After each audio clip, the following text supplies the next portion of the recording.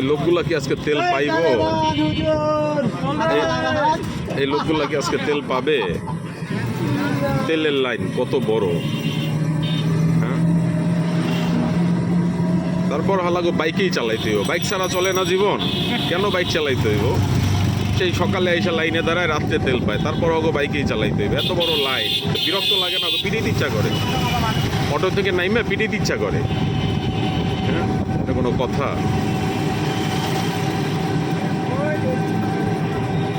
কত বড় লাইন।